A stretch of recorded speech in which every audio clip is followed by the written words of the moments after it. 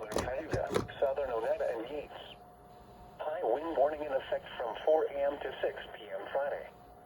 What?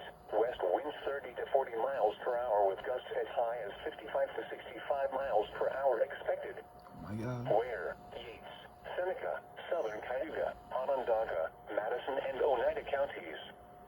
When? From 4 a.m. to 6 p.m. Friday. Impacts. Damaging winds will blow down and uproot trees, which may down power lines as well. Widespread power outages are expected. Travel will be difficult, especially for high-profile vehicles. People should avoid being outside in forested areas around trees and branches. If possible, remain in the lower levels of your home during the windstorm and avoid windows. Use caution if you must drive. The following is an urgent weather message.